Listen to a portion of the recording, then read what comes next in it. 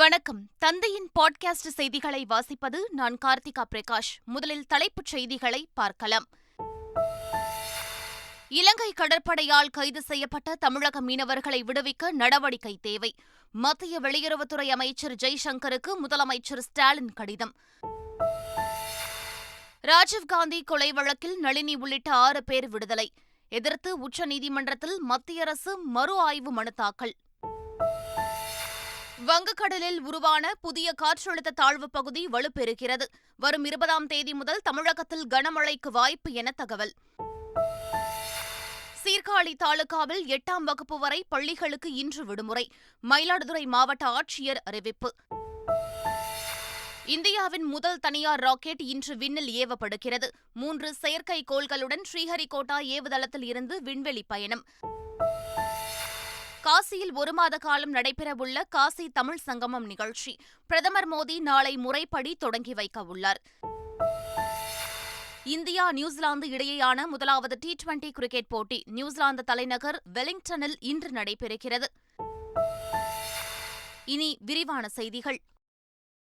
இலங்கை கடற்படையினரால் கைது செய்யப்பட்ட தமிழக மீனவர்களை உடனடியாக விடுதலை செய்திட நடவடிக்கை எடுக்க வேண்டும் என மத்திய வெளியுறவுத்துறை அமைச்சர் ஜெய்சங்கருக்கு முதலமைச்சர் ஸ்டாலின் மத்திய அமைச்சர் ஜெய்சங்கருக்கு கடிதம் எழுதியுள்ளார். இலங்கை வசமுள்ள விசைப்படகுகளை விடுவிக்கவும் நடவடிக்கை எடுக்க வேண்டும் என அக்கடிதத்தில் முதலமைச்சர் வேண்டுகோள் விடுத்துள்ளார். இலங்கை கடற்படையினரால் தமிழக மீனவர்கள் அடிக்கடி சிறையில் அடைக்கப்படுவதும் படகுகள் பறிமுதல் செய்யப்படுவதும் சேதப்படுத்துவதும் மீன்பிடி தொழிலை முழுமையாக நம்பியிருக்கும் மீனவர்களின் வாழ்வாதாரத்தை பெரிதும் பாதித்துள்ளது என அக்கடிதத்தில் முதலமைச்சர் ஸ்டாலின் குறிப்பிட்டுள்ளார். ராஜீவ்காந்தி கொலை வழக்கில் 6 பேர் விடுவிக்கப்பட்ட நிலையில் அதற்கு எதிராக உச்சநீதிமன்றத்தில் மத்திய அரசு மறு ஆய்வு மனு தாக்கல் செய்துள்ளது. ராஜீவ்காந்தி கொலை வழக்கில் 30 ஆண்டுகளுக்கும் மேலாக தண்டனை அனுபவித்து வந்த நளினி, சாந்தன், ரவிச்சந்திரன், முருகன், ராபர்ட் பயாஸ், ஜெயக்குமார் ஆகிய 6 பேரையும் விடுவித்து உச்சநீதிமன்றம் அண்மையில் உத்தரவிட்டது. இந்நிலையில் 6 பேரின் விடுதலையை எதிர்த்து மத்திய அரசு மறு ஆய்வு மனுவை தாக்கல் செய்துள்ளது. தங்கள் தரப்பை கேட்காமல் உத்தரவு பிறப்பிக்கப்பட்டுள்ளதாக மத்திய அரசின் மனுவில் குறிப்பிடப்பட்டுள்ளது. 6 பேர் விடுதலைக்கு எதிராக மத்திய அரசு தாக்கல் செய்த மறுசீராய்வு மனு எதிர்பார்த்த ஒன்றுதான் என விடுதலை சிறுத்தைகள் கட்சித் தலைவர் திருமாவளவன் தெரிவித்துள்ளார். இது எதிர்பார்த்த ஒன்றுதான். இந்த மறு சீராய்வு மனு தாக்கல் செய்வதனால் விடுதலை செய்யப்பட்டது தவறு என்று தீர்ப்பு வர வாய்ப்பில்லை. ஆளுநர் தன் கடமையை செய்ய தவறிவிட்டார். மாநில அரசுகள் எடுக்கும் முடிவுக்கு ஆளுநர் கட்டுப்பட வேண்டும் என்கிற விவரங்களோடு அவர்கள் 6 பேரையும் உச்சநீதிமன்றம் விடுவித்திருக்கிறது. சீராய்வு மனு தாக்கல் செய்யப்பட்டிருப்பதால் இந்த தீர்ப்பு ரத்து செய்யப்படும் என்று நான் நம்பவில்லை. சந்தன கடத்தல் வீரப்பன் வழக்கில் கைது செய்யப்பட்டு 30 ஆண்டுகளுக்கும் மேலாக சிறையில் அடைக்கப்பட்டிருந்த ஆண்டியப்பன் மற்றும் பெருமாள் ஆகியோர் விடுதலை செய்யப்பட்டனர். அண்ணாவின் பிறந்த நாளை முன்னிட்டு இருவரையும் தமிழக அரசு விடுதலை செய்துள்ளது. தங்களை விடுதலை செய்த தமிழக அரசுக்கு நன்றி தெரிவித்துக் கொண்டனர். தங்களைப் போல் தண்டனை காலம் முடிந்து சிறைகளில் உள்ளவர்களை விடுதலை செய்ய வேண்டும் எனவும் கோரிக்கை விடுத்தனர். சென்னையில் தவறான சிகிச்சை காரணமாக உயிரிழந்த கால்பந்தாட்ட வீராங்கனை பிரியாவின் குடும்பத்தினருக்கு முதலமைச்சர் ஸ்டாலின் நேரில் சென்று ஆறுதல் தெரிவித்தார். பிரியாவின் குடும்பத்தினருக்கு 10 லட்சம் ரூபாய் நிதி உதவிக்கான காசோலையை முதலமைச்சர் ஸ்டாலின் வழங்கினார். பிரியாவின் வீட்டில் ஒருவருக்கு அரசு பணிக்கான ஆணை மற்றும் நகர்ப்புற வாழ்விட மேம்பாட்டு ஆணையத்தால் ஒதுக்கீடு செய்யப்பட்டுள்ள வீட்டிற்கான ஆணை உள்ளிட்டவற்றையும் பிரியாவின் குடும்பத்தினரிடம் முதலமைச்சர் ஸ்டாலின் வழங்கினார். அரசின் உதவிக்கு பிரியாவின் குடும்பத்தினர் நன்றி தெரிவித்தனர். பிரியாவின் இழப்பு அவரது குடும்பத்திற்கும் மாநில விளையாட்டுத்துறைக்கும் மாபெரும் இழப்பு என முதலமைச்சர் ஸ்டாலின் தெரிவித்துள்ளார். அவரது டுவிட்டர் பதிவில் அரசு அனைத்து வழிகளிலும் பிரியாவின் குடும்பத்திற்கு உதவியாக நிற்கும் என குறிப்பிட்டுள்ளார். இவை அனைத்தும் பிரியாவின் இழப்புக்கு ஈடாகாது என்றும் முதலமைச்சர் ஸ்டாலின் தெரிவித்துள்ளார்.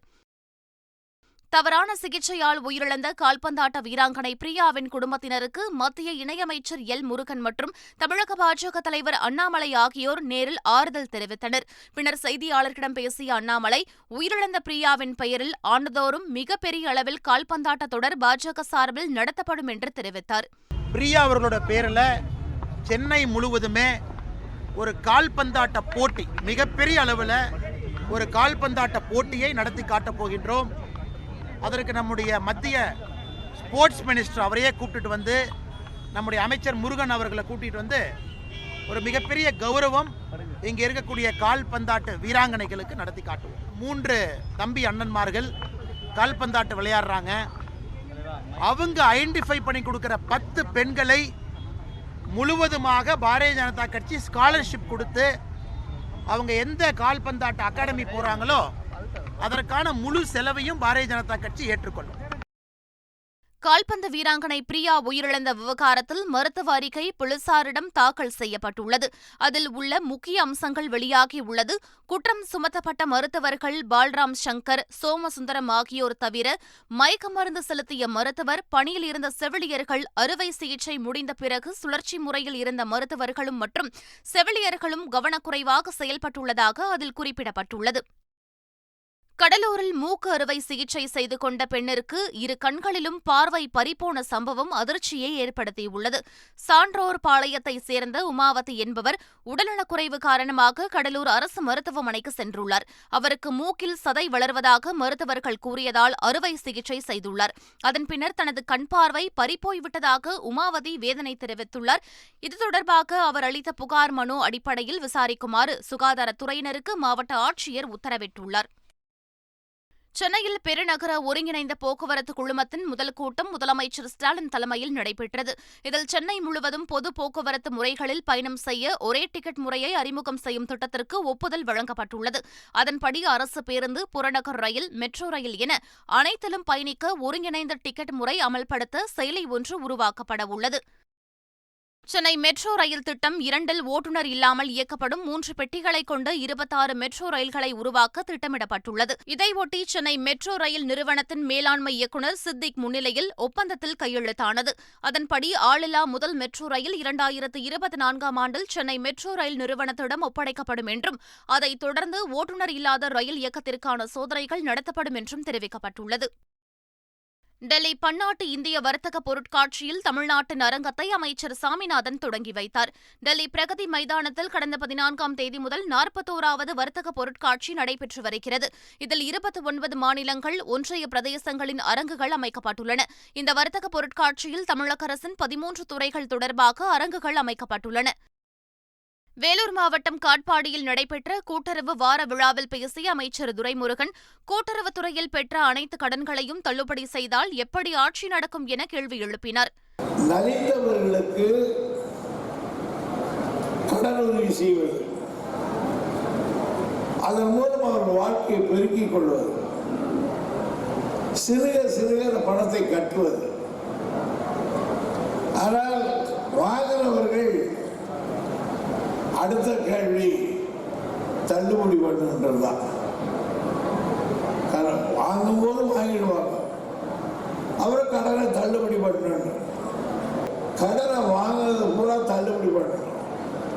அவர் எப்படி சர்க்கார் நடக்கும், அவர் எப்படி சொசைட்டி நடக்கும்? இதனிடையே மதுரையில் நடைபெற்ற அனைத்திந்திய கூட்டுறவு வார விழா நிகழ்ச்சியில் பேசிய நிதியமைச்சர் பழனிவேல் தியாகராஜன், கூட்டுறவுத்துறை வளர்ச்சியின் செயல்பாடுகளில் தமக்கு திருப்தியில்லை என தெரிவித்தார். கூட்டுறவு சங்கங்கள் முழுமையாக கணினி மயமாக்காமல் இருப்பதால் பல பிழைகள் நடைபெறுவதாக அவர் தெரிவித்தார். விருதுநகரில் பபாசி சங்கமும் மாவட்ட நிர்வாகமும் இணைந்து நடத்தும் புத்தக கண்காட்சியையும், வெம்பக்கோட்டை அகழாய்வு தொல்பொருள் அரங்கையும் அமைச்சர்கள் KKSSR ராமச்சந்திரன், தங்கம் தென்னரசு ஆகியோர் திறந்து வைத்தனர். பின்னர் பேசிய அமைச்சர் தங்கம் தென்னரசு, இலக்கியத்துக்கும் எழுத்துக்கும் தமிழக அரசு முக்கியத்துவம் கொடுத்து வருகிறது என்று தெரிவித்தார். தமிழகத்தில் திமுக அரசு கூட்டாட்சி தத்துவத்தை சிதைத்து வருவதாக மத்திய அமைச்சர் கிரிராஜ் சிங் குற்றம் சாட்டியுள்ளார். கிருஷ்ணகிரி மாவட்ட ஆட்சியரகத்தில் ஆய்வு மேற்கொண்ட அவர் பின்னர் செய்தியாளர்களை சந்தித்தார். அப்போது பேசிய மத்திய அமைச்சர் கிரிராஜ் சிங், எதிர்க்கட்சிகள் குற்றம் சாட்டுவதைப் போல எந்த நிலையிலும் மத்திய பாஜக அரசு தமிழகத்தை புறக்கணிக்கவில்லை என்று தெரிவித்தார். பிரதமர் மோடி தலைமையிலான பாஜக அரசு தொடர்ந்து தமிழகத்தின் முன்னேற்றத்திற்கு பல நலத்திட்டங்களை கொண்டுவரும் என்றும் மத்திய அமைச்சர் கிரிராஜ் சிங் தெரிவித்தார். மயிலாடுதுறை மாவட்டம் சீர்காழி வட்டத்தில் 1 முதல் 8ஆம் வகுப்பு வரை பயிலும் மாணவர்களுக்கு இன்று விடுமுறை அறிவித்து மாவட்ட ஆட்சியர் லலிதா உத்தரவிட்டுள்ளார். மயிலாடுதுறை மாவட்டத்தில் கனமழை பெய்து பல்வேறு பகுதிகளும் பாதிக்கப்பட்ட நிலையில் சீர்காழி வட்டத்தில் சீரமைப்பு பணிகள் நடைபெற்று வருவதால் விடுமுறை அறிவிக்கப்பட்டுள்ளது. தமிழகத்தில் புதிதாக ஏற்படுத்தப்பட்டுள்ள 32 மாவட்ட கல்வி அலுவலகங்களின் கீழ் வரக்கூடிய அரசு நிதி உதவி பெறும் பள்ளிகளின் ஆசிரியர்கள் மற்றும் பணியாளர்களுக்கு உடனடியாக நிலுவையில் உள்ள ஊதியத்தை வழங்க பள்ளிக் கல்வித்துறை உத்தரவிட்டுள்ளது. நிர்வாக ரீதியாக செய்யப்பட்ட மாற்றங்களால் அரசு நிதி உதவி பெறும் பள்ளிகளில் பணியாற்றக்கூடிய ஆசிரியர்கள் மற்றும் பணியாளர்களுக்கு ஊதியம் வழங்குவதில் காலதாமதம் ஏற்பட்டது. இந்நிலையில் கருவூலத்தில் சம்பள பட்டியலை அளித்து உடனடியாக ஊதியம் வழங்க நடவடிக்கை எடுக்க பள்ளிக் கல்வித்துறை இணை இயக்குநர் உத்தரவிட்டுள்ளார். ஊட்டி மலைப்பாதையில் புள்ளிமான்கள் கூட்டமாக இடம்பெயர்வதால் கவனமாக செல்லுமாறு சுற்றுலா வாகனங்களுக்கு வனத்துறை அறிவுறுத்தியுள்ளது. ஊட்டி கல்லட்டி மலைப்பாதையில் பசுந்தீவனம் தேடி சீக்கூர் சிங்காரா வனப்பகுதியில் இருந்து 100க்கும் மேற்பட்ட புள்ளிமான்கள் கூட்டமாக இடம்பெயர்ந்து செல்கின்றன. அவை வேகமாக சாலையை கடப்பதால் சுற்றுலா வாகனங்கள் கவனமாக செல்லுமாறு வனத்துறையினர் அறிவுறுத்தியுள்ளனர். மேலும் வாகனங்களை நிறுத்தி புகைப்படம் எடுக்கவோ மற்றும் செல்ஃபி எடுக்கவோ கூடாது என்றும் வனத்துறையினர் எச்சரிக்கை விடுத்துள்ளனர். தேனி அருகே வீட்டின் மொட்டை மாடியில் சிறுத்தையின் தோலை காய வைத்த நபரை வனத்துறையினர் தேடி வருகின்றனர். அம்மாப்பட்டியைச் சேர்ந்த முன்னாள் ஊராட்சி மன்ற கவுன்சிலர் துரைபாண்டியன் வீட்டில் சிறுத்தை தோல் இருப்பதாக வந்த தகவலை அடுத்து வனத்துறையினர் நேரில் ஆய்வு மேற்கொண்டனர். அப்போது வீட்டு மொட்டை மாடியில் மஞ்சள் பூசி சிறுத்தையின் தோல் காய வைக்கப்பட்டிருந்ததை வனத்துறையினர் கண்டறிந்தனர். அதை கைப்பற்றிய அதிகாரிகள் தலைமறைவான துரைபாண்டியனை தேடி வருகின்றனர். சென்னை மீனம்பாக்கம் விமான நிலையத்துக்கு இமெயிலில் மர்ம நபர் வெடிகுண்டு மிரட்டல் விடுத்ததை அடுத்து அங்கு பாதுகாப்பு அதிகரிக்கப்பட்டுள்ளது. தீவிரவாதிகளுக்கு பயிற்சி அளிக்கும் ஒரு நபர் விமானத்தில் பயணிக்க இருப்பதாகவும் அப்போது விமானம் வெடித்து சிதறும் என்றும் அந்த இமெயிலில் குறிப்பிடப்பட்டிருந்தது. இதனால் அதிர்ச்சியடைந்த விமான நிலைய அதிகாரிகள் விமான நிலையத்திற்கு வரும் பயணிகள் வாகன நிறுத்துமிடங்கள் உட்பட அனைத்து பகுதிகளிலும் வெடிகுண்டு நிபுணர்கள் சோதனையில் ஈடுபட்டனர். பயணிகளுக்கு கூடுதலாக சோதனை மேற்கொள்ளப்பட்டது. வெடிகுண்டு மிரட்டல் குறித்து போலீசார் விசாரணை மேற்கொண்டு வருகின்றனர். காசியில் 1 மாத காலம் நடைபெறவுள்ள காசி தமிழ் சங்கமம் என்ற நிகழ்ச்சியை பிரதமர் நரேந்திர மோடி நாளை முறைப்படி தொடங்கி வைக்கவுள்ளார். தமிழகத்திற்கும் காசிக்கும் இடையேயான பழங்கால தொடர்பை கொண்டாடும் வகையில் இந்நிகழ்ச்சிக்கு ஏற்பாடு செய்யப்பட்டுள்ளது. தமிழகத்தில் இருந்து 2500க்கும் மேற்பட்ட பிரதிநிதிகள் இதில் பங்கேற்கவுள்ள நிலையில் அங்கு 1 மாத கால கண்காட்சியும் நடைபெறவுள்ளது. காசி தமிழ் சங்கமம் விழாவில் பங்கேற்க தமிழகத்திலிருந்து காசி செல்ல சிறப்பு ரயில்கள் ஏற்பாடு செய்யப்பட்டுள்ளன. இதனிடையே காசியாக இருந்தாலும் சரி, தமிழகமாக இருந்தாலும் சரி, நமது கலாச்சாரம், ஆன்மீகம் மற்றும் தத்துவ மரபு ஒன்றுதான் என தமிழில் ட்வீட் செய்து உத்தரப்பிரதேச மாநில முதலமைச்சர் யோகி ஆதித்யநாத் காசி வருகை தரும் தமிழர்களை வரவேற்றுள்ளார்.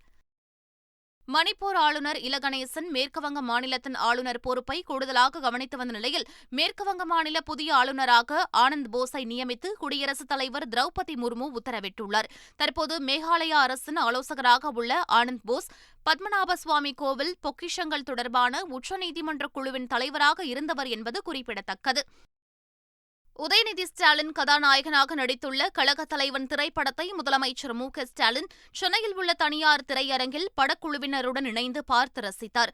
சமூக அக்கறையுடன் நேர்த்தியான படைப்பை உருவாக்கியிருப்பதாக கழகத் தலைவன் படக்குழுவை முதலமைச்சர் ஸ்டாலின் பாராட்டியுள்ளார். இந்தியாவின் முதலாவது தனியார் ராக்கெட் ஆந்திர மாநிலம் ஸ்ரீஹரிகோட்டாவில் உள்ள சதீஷ் தவான் விண்வெளி ஆய்வு மையத்தில் இருந்து இன்று விண்ணில் ஏவப்படுகிறது. ஹைதராபாத்தை தலைமையிடமாக கொண்ட ஸ்கைரூட் ஏரோஸ்பேஸ் நிறுவனம் உருவாக்கியுள்ள விக்ரம் எஸ் என்ற ராக்கெட் இன்று காலை விண்ணில் ஏவப்பட உள்ளதாகவும் அது 480 கிலோ எடை கொண்ட 3 செயற்கைக்கோள்களை சுமந்து செல்ல உள்ளதாகவும் அந்நிறுவன அதிகாரிகள் தெரிவித்துள்ளனர். வங்கக்கடலில் உருவான புதிய காற்றழுத்த தாழ்வு பகுதி காரணமாக தமிழகத்தில் வரும் 20ஆம் தேதி முதல் கனமழைக்கு வாய்ப்புள்ளதாக இந்திய வானிலை ஆய்வு மையம் அறிவித்துள்ளது. வடக்கு அந்தமான் மற்றும் தென்கிழக்கு வங்கக்கடல் பகுதியில் புதிய காற்றழுத்த தாழ்வு பகுதி உருவாகியுள்ளதாகவும் இது மேற்கு வடமேற்கு திசையில் நகர்ந்து காற்றழுத்த தாழ்வு மண்டலமாக வலுப்பெறும் என்றும் இந்திய வானிலை ஆய்வு மையம் தெரிவித்துள்ளது. கடலூர் மாவட்டத்தில் அனைத்து வகை மீன்பிடி படகுகளும் இன்று முதல் மறு அறிவிப்பு வரும் வரை மீன்பிடிக்க செல்லக்கூடாது என ஒலிபெருக்கி மூலம் எச்சரிக்கை விடுக்கப்பட்டுள்ளது. வங்கக்கடலில் புதிய காற்றழுத்த தாழ்வு பகுதி உருவாக வாய்ப்புள்ளதாக அறிவிக்கப்பட்ட நிலையில் கடலில் உள்ள தங்கு படகுகள் அனைத்தும் துறைமுகங்களுக்கு திரும்ப வேண்டும் என மீன்வளத்துறையினர் அறிவுறுத்தியுள்ளனர். இந்தியா நியூசிலாந்து இடையேயான முதலாவது டி20 கிரிக்கெட் போட்டி இன்று தொடங்குகிறது. நியூசிலாந்து சென்றுள்ள இந்திய அணி 3 டி20 மற்றும் 3 ஒருநாள் போட்டிகளில் விளையாட உள்ளது. முதலாவது டி20 போட்டியானது இன்று நியூசிலாந்து தலைநகர் வெலிங்டனில் நடைபெறவுள்ளது. இந்த போட்டியில் ஹர்திக் பாண்டியா தலைமையில் இந்திய அணி ஆட உள்ளது. மீண்டும் தலைப்புச் செய்திகள். இலங்கை கடற்படையால் கைது செய்யப்பட்ட தமிழக மீனவர்களை விடுவிக்க நடவடிக்கை தேவை. மத்திய வெளியுறவுத்துறை அமைச்சர் ஜெய்சங்கருக்கு முதலமைச்சர் ஸ்டாலின் கடிதம். ராஜீவ்காந்தி கொலை வழக்கில் நளினி உள்ளிட்ட 6 பேர் விடுதலை. எதிர்த்து உச்சநீதிமன்றத்தில் மத்திய அரசு மறு ஆய்வு மனு தாக்கல். வங்கக்கடலில் உருவான புதிய காற்றழுத்த தாழ்வு பகுதி வலுப்பெறுகிறது. வரும் 20ஆம் தேதி முதல் தமிழகத்தில் கனமழைக்கு வாய்ப்பு என தகவல். சீர்காழி தாலுகாவில் 8ஆம் வகுப்பு வரை பள்ளிகளுக்கு இன்று விடுமுறை. மயிலாடுதுறை மாவட்ட ஆட்சியர் அறிவிப்பு. இந்தியாவின் முதல் தனியார் ராக்கெட் இன்று விண்ணில் ஏவப்படுகிறது. 3 செயற்கைக்கோள்களுடன் ஸ்ரீஹரிகோட்டா ஏவுதளத்தில் இருந்து விண்வெளி பயணம். காசியில் 1 மாத காலம் நடைபெறவுள்ள காசி தமிழ் சங்கமம் நிகழ்ச்சி பிரதமர் மோடி நாளை முறைப்படி தொடங்கி வைக்க உள்ளார். இந்தியா நியூசிலாந்து இடையேயான முதலாவது T20 கிரிக்கெட் போட்டி நியூசிலாந்து தலைநகர் வெலிங்டனில் இன்று நடைபெறுகிறது. இத்துடன் செய்திகள் நிறைவடைந்தன.